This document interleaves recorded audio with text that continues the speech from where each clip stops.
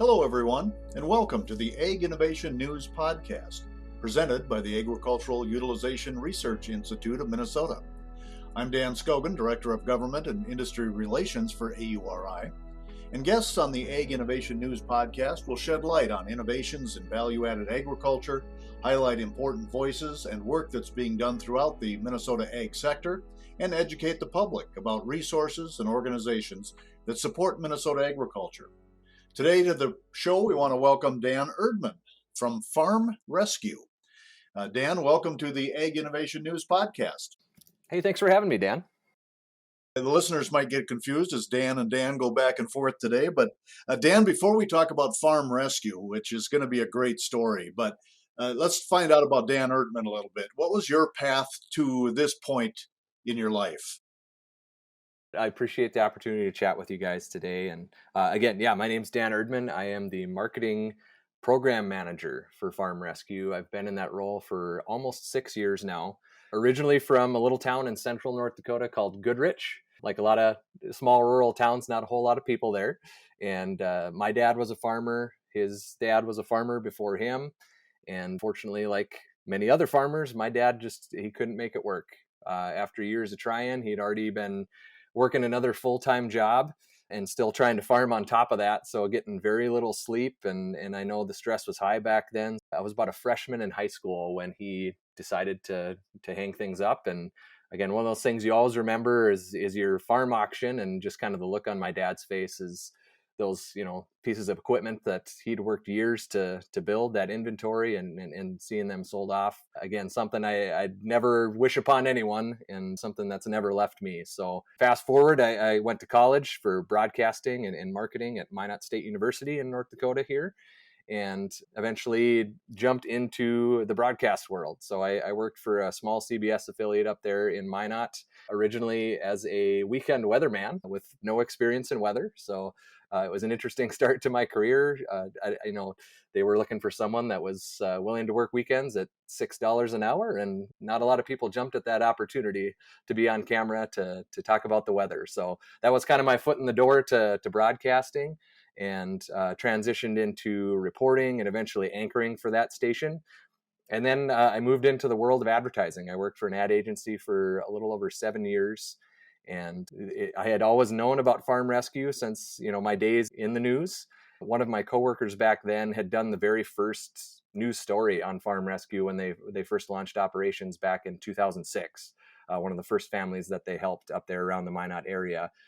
That coworker years later had reached out to me, as I was working in advertising, saying, we're looking to add this position. It's more of a marketing position, someone to just tell the story of Farm Rescue and those that they're helping, the farm families they're assisting and the volunteers that are out there serving as the boots on the ground for this nonprofit.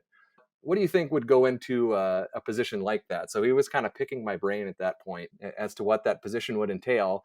And after I got off the phone with him, I was a little hurt that, he didn't say, we think you should apply for it. And so it's months later now, and I get a call back from this friend, and he's now on the board of directors for Farm Rescue, and he still serves in that capacity.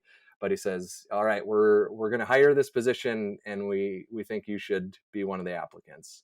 And so I jumped at that opportunity, and thankfully was chosen to serve in this role. And it's something I'm very proud to do, and an organization I'm very proud to be a part of. Great story. And I do have to ask, people are going to wonder, how accurate does a weatherman have to be? Well, in my case, I would say somewhere between 15 and 20% accuracy is about right. Kind of go by what the National Weather Service is saying, and I might tweak it by a degree or two to kind of make it my own. But, most of the meteorologists out there are trained. They know what they're doing. But it is one of those jobs where you don't have to be all that accurate to keep your job. Nice. Anyway, Dan, Farm Rescue, tell us about maybe the mission of that organization or the vision of that organization. What's that all about? Sure. So again, Farm Rescue is a 501c3 nonprofit organization, and it's kind of the brainchild of a gentleman named Bill Gross. Bill was a North Dakota farm kid himself, grew up in a farm family, and similar to, again, a lot of other stories like my own, his family couldn't make it in agriculture, and Bill went on to become a pilot at the University of North Dakota, is where he did his training, and has flown for UPS actually for many years now. And Bill flies all over the world, to Sydney, Australia, to China, Korea, Germany. So he's got a lot of overseas flights and a lot of time spent over the ocean in an airplane. And on one of those long flights, again, this was probably close to 20 years ago already, was talking to a co-pilot about what their plans were after retirement. And Bill's response was, I've always wanted to buy a tractor and just go farm to farm and help, a family going through a tough time, just help get them through that crisis and on to the next season. And so he was kind of challenged at that point by his co-pilot that, why wait until retirement to do that? And that was kind of the initial seed that grew into what farm rescue is today. I mentioned earlier, our first case was back in 2006. It was a planting assistance case right here in North Dakota, where we're based. And it's grown a lot since then. We're up to 7 states now. It's, again, North and South Dakota, Minnesota, Montana, Iowa, Kansas, Nebraska, and we're actually going to be launching into Illinois in the spring here of 2023. So our service territory has grown, and the services that we offer have also grown. It's free planting, haying, harvest, livestock feeding, and commodity hauling assistance to farm families in those states that are going through a crisis, whether it be a result of injury, illness, or natural disaster. And again, everything's kind of grown over the years, and we've helped just a tremendous number of families and communities throughout that time. Let's talk a little more about the support that you offer. So the 3 main qualifiers for farm rescue assistance are injury, illness, or natural disaster. And as you might imagine, we're helping a lot of families that, maybe one of the operators are going through ongoing cancer treatments. But farming and ranching are they're one of the most dangerous professions in the world. And so there's a lot of unexpected injury that occurs on the farm. And we try to be kind of that safety net. We call it a hand up. It's not a handout. There's no money handed over to these families. It's tangible support in the field. Again, we have equipment of our own or sponsored equipment, and we have the volunteer workforce to come in to plant, make hay or harvest for these families and get them through that season and on to the next. And looking at your website, you are farming with very modern equipment. There's got to be a huge expense in setting this program up. It really is a very large financial undertaking. I will say that. And like I said, over the years, we've been blessed to raise funds, a lot of capital campaigns, grant writing to not only purchase some of our own equipment and vehicles and trucks to support what we're doing, but we have built just an incredible support system, not just of individual donors, but an incredible family of business sponsorships that believe in what we're doing, and they see the need for what we're doing, and we're helping a lot of the customers in their own territory. So it really takes a village to pull off what we're doing. And again, big sponsors like John Deere have really grown their support of farm rescue. So we're blessed to have annual sponsored equipment to go along with our kind of our fleet of purchased equipment already. And the whole goal is to fill the need of any family that comes asking for a little bit of extra help. And are you able to use the farmers' equipment if it's available? We are. Again, it's kind of few and far between that we do that, and we really prefer to use our own equipment just because of the liability that goes along with it. Our volunteers are more than capable of running that farmer's equipment, but it's farming, so there's breakdowns that happen, and we don't want to add to any stress that they might have already. They're already dealing with a lot, and for us to come in and maybe do a little damage or have something break down, we try to avoid that. But it is a possibility. It's sometimes we just can't get our equipment there, and it might just work better to utilize what they have at our disposal. The whole goal of our volunteers and what it's always been is to treat these farms like they're our own acreage, the volunteers' acreage. They're going to come in and do the best job possible. They're going to work with those farmers and those farm families to do it the way they would do it if they could, if that makes sense. So I think that's how we've created longevity in what we're doing. Word is spread of the quality of work that our volunteers do, and again, they want to treat it like it's their own. So we wouldn't have been around since 2006 if they weren't doing something right.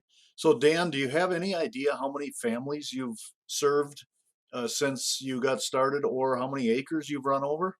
So we're pulling up actually on 1,000 families who have received assistance through Farm Rescue. It's looking like we might hit that milestone sometime during the upcoming spring planting season. I don't know where that will be. Again, with throughout our 7 states, those are the milestones that are really truly worth celebrating for us, because every 100 families is a big deal, honestly, in the grand scheme of things, and it's taken a lot of people to get there. So yeah, close to 1,000 families served through our organization. I don't have an exact acreage count, but I can tell you it's hundreds of thousands of acres that have been covered throughout the years. Tell me a little bit about some of the individuals that you're aware of that Farm Rescue has helped.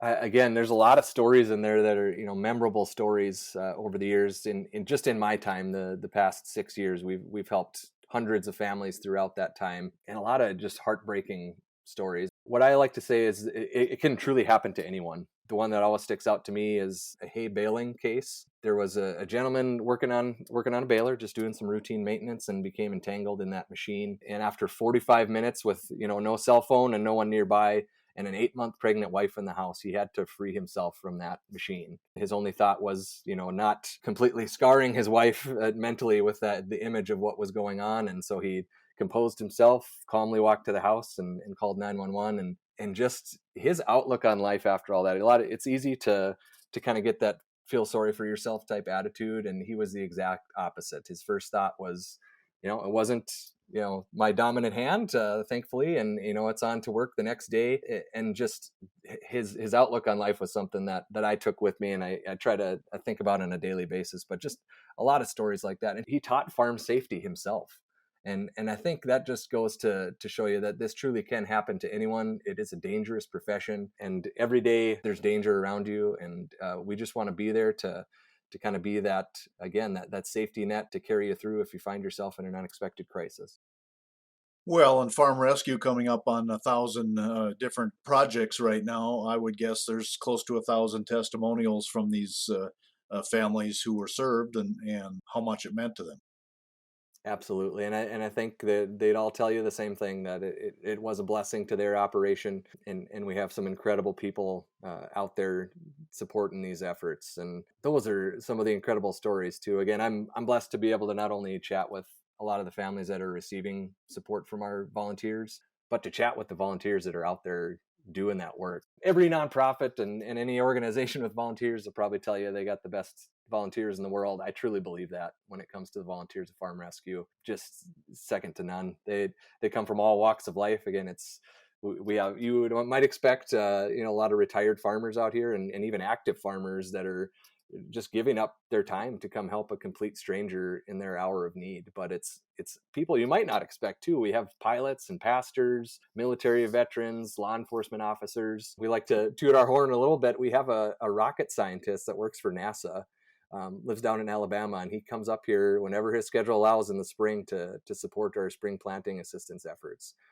So everyone that's up here supporting this on the volunteer front has such an incredible story to tell as well. And again, the fact that a lot of them are giving up, vacation time or time with their family to come help, someone else's family in in the Midwest, and it just says so much about the folks that are involved in this. I want to dig a little deeper into the volunteers that you use and the people who do the work through Farm Rescue. But I want to remind our listeners that you are listening to the Ag Innovation News podcast presented by the Agricultural Utilization Research Institute of Minnesota. And we're visiting today with Dan Erdmann. Dan is with Farm Rescue. Before I talk about volunteers, I'm going to talk about the farmer or the farm family. That is a very independent person. Is it difficult sometimes to get the permission to come in and help? Yeah, you kind of hit the nail on the head there, Dan. Farmers and ranchers carry a lot of pride in their work, very prideful of what they do on a daily basis, and for good reason. And so it's not easy to ask for help, and we hear that a lot. A big part of what we do at Farm Rescue is based on referrals for that very reason. Whether it be a spouse or a relative, a neighbor, just someone in the community that has taken notice of a situation, of a family in crisis, that, they make the decision to reach out to us and just kind of fill us in on what's going on. And we can reach out to them and say, this is who we are at Farm Rescue. This is what we can offer. Again, there's no shame in accepting that. It's simply a hand up, and we want to do it the way that you would do it if you could. So we're here to help, and we want to just help as many families as we can. So those referrals truly go a long way for us. And I think it's easier for those farmers or ranchers to accept that help if they know that someone else in the community has taken notice of that situation and has referred them for help. And so we get, it's probably 50-50 between referrals and farmers themselves that reach out to us for assistance. So we're going to talk about that process maybe a little bit too before we wrap things up today, but let's go to the volunteers and shine the light on them a little bit. It certainly sounds like your volunteers are coming from areas beyond the service area that Farm Rescue operates in. Absolutely, and it's truly incredible. Like I said, they deserve so much credit for just being our boots on the ground and carrying out the mission of Farm Rescue. They actually come from across the United States to support our mission. We have around 1,000 volunteers in our database, but during any given year, we probably have around 200 active volunteers that are out there doing this work. And I think at last count, we had volunteers signed up from 49 different states. The only state we're missing is Delaware. So if you have any listeners out there from Delaware with an ag background looking to get involved in agriculture and volunteering, we'd love to hear from you. Again, like I said, those volunteers have such incredible stories, and they're responsible for getting themselves to our service territory on their own dime. And then from here, we have our own pickups and their costs are covered once they're here and going to serve those families. But it's an undertaking for those people. And again, it's a true credit to the kind of folks that we have out here supporting our mission. And what are the expectations of the volunteer? Obviously, they have to be able to get to where the crisis is. How much farm experience do they need? Is there some training that goes on, or do they need to be boots on the ground ready to operate farm machinery? No, not necessarily. Obviously, that's a big credit or a big bonus, I should say, if they have that background in agriculture, if they have that experience with equipment. It's more likely we're going to get them in the field a little faster. But we, like I said, we have folks that come from all walks of life and very little, ag background even. So we have training. That's part of the process of signing up as a volunteer. Just things through our website and different training videos that you can go through. But we're never going to send a volunteer out there that has no experience on their own. We have all these seasoned volunteers that have been coming up here for a decade or more, believe it or not. Again, it's an annual thing for a lot of these people to come up here and plant a crop or harvest a crop for these families that are going through a tough time. So we're always going to pair kind of the newbies with the seasoned veterans to get them trained in the right way. And again, make sure we're doing quality work out there for every family that we're supporting. So are you doing more than one crisis at a time? We are, just with the footprint that we have and adding an 8th state here in the spring, we have to have multiple crews working all at once. During the harvest season here, during any given time, we probably have 3 or 4 different harvest crews out there working. And that's again with sponsored combines from John Deere or purchased equipment that we've been blessed to purchase over the years here at Farm Rescue through donations and fundraisers and grant writing and things like that. It's trucks, it's equipment, the field equipment, it's vehicles. We try to keep them kind of spread out so they're a little closer to where they might be needed too. So a lot of moving parts, as you might imagine, and kind of a skeleton crew, I should say, a full-time crew. We have 5 full-time staffers and 2 part-timers that are lining this all up and getting the volunteers and equipment where it needs to be. So someone listening to the podcast today, Dan, says, I want to do that. How do they get involved? I like to say our website, farmrescue.org, is kind of a one-stop shop for our organization. If you're looking to volunteer, you can sign up right there on our site. We can gather that information on your background and abilities, your available schedule for the upcoming, summer or fall or whatever that might be. If you're looking to support us financially, again, we're a nonprofit, so everything we do is made possible through the generosity of others. So if you're an individual or a family looking to donate, we actually have a tractor fundraiser going on right now that if you donate $500 or more, we can get your name or the name of a loved one on that tractor once we purchase it. So something to keep in mind for the holidays and the season of giving, the end of year here. I know everyone is very generous this time of year, and we sure feel blessed if you chose Farm Rescue as one of those that you support. If you're a business looking to support Farm Rescue, you can sign up and get some information on sponsorship of our efforts. Again, I talked about just the families in general. If you're a family out there going through an injury, an illness, or a natural disaster, and you could use that hand up during the planting season or baling season, feeding livestock, getting through the harvest, you can apply right there on our website. If you know of a family, we take those referrals. And again, that's a huge part of what we do. So again, kind of a one-stop shop there at farmrescue.org. And that's where listeners should go. That's where people who want to participate as a volunteer should go. And if I heard you right, that's where you should go if you might need help or if your neighbor needs help. You got it. All right there, farmrescue.org. You can, if you're more comfortable, you can shoot us a direct email. It's just info@farmrescue.org. Or if you want to just chat with someone and find out a little more about what we do and talk to someone firsthand, our number is 701-252-2017. It takes a lot of capital to run this operation. Tell me just a little more about some of the organizations or some of the funding that comes your way and how that occurs. Yeah, so again, we have a couple people on our staff that are, kind of responsible for that grant writing and bringing in new funds, looking for new, business sponsors to support our efforts, because it does take a lot of money to line up that equipment and get it where it needs to be and provide for those volunteers that are up here running it. We're always looking for more supporters, but we have a great family of supporters. A lot of them long timers. They've been with us since the beginning, that contribute on an annual basis. And part of what we do too is give recognition to those businesses that support us. So if you're out there driving, you might see a billboard for Farm Rescue with businesses on it. Our grain trucks have businesses on it. The pickups, a lot of our combines and tractors, you're going to see businesses on them, because it is truly a team effort.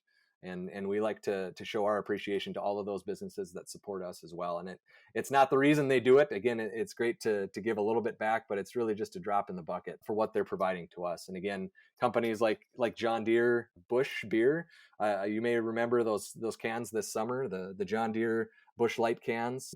$1 from every case went to Farm Rescue from those purchases from both John Deere and Bush. So we couldn't have asked for greater news sharing of what we're doing at Farm Rescue, and so many other businesses that contribute to us on an annual basis, and all ranges too.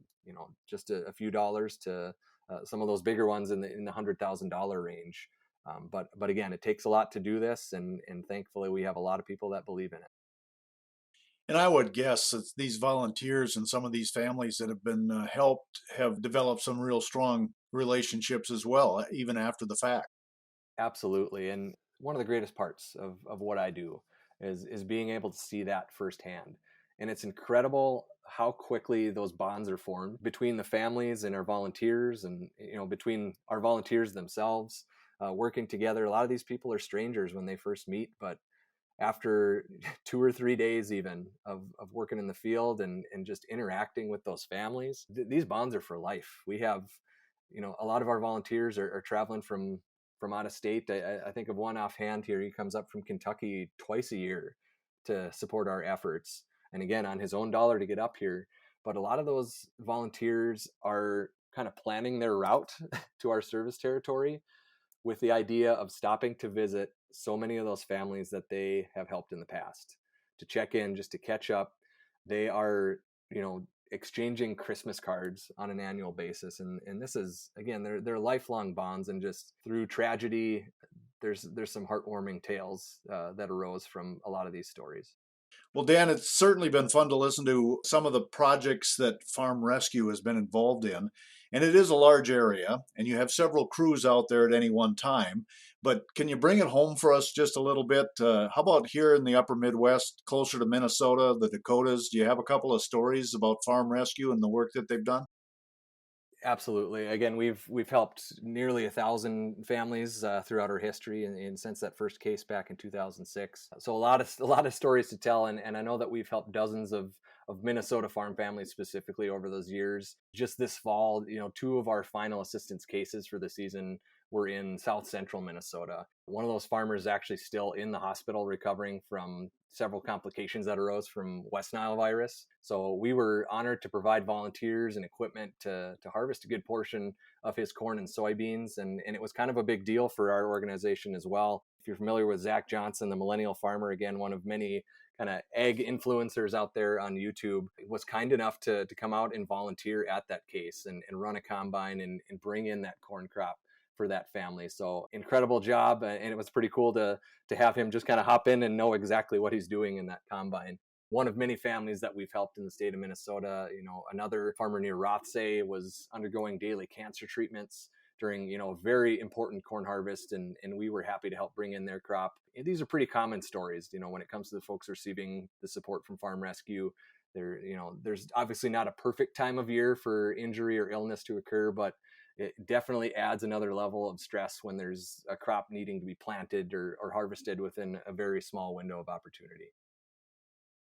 Well, we're nearing the end of our podcast today, Dan, so I want to give you the last word. What do you want people to remember about Farm Rescue, or what do you want to leave them with today? Again, it's just kind of an age-old concept. Farm Rescue is about neighbors helping neighbors. That's what it was founded as. It's what we take pride in today. I just like to say that our neighbors come from a little bit further up the road. So keep that in mind if you're a family out there going through a difficult time, whether it be as a result of injury, illness, or natural disaster. There's no shame in asking for a little bit of help. That's exactly why we're here. And I promise you our volunteers and equipment are going to do the best job possible for you if you find yourself in one of those tough situations. So keep Farm Rescue in mind for that. And of course, if you want to get more involved, please check out our website, farmrescue.org. Well, Dan Erdmann of Farm Rescue, great story to tell, and you did a great job of telling it. Thank you for being part of our podcast today. Absolutely. No, like I said, I just appreciate the opportunity, and thank you guys for reaching out. We've been visiting with Dan Erdmann of Farm Rescue, and thanks for joining us today, and thank you for listening to the Ag Innovation News Podcast, presented by the Agricultural Utilization Research Institute of Minnesota. Thanks to our podcast crew, Eric Evans, the AURI Director of Communications, and Lisa Martinez, AURI Communications Coordinator and the editor of this production. To learn more about AURI, visit us at auri.org.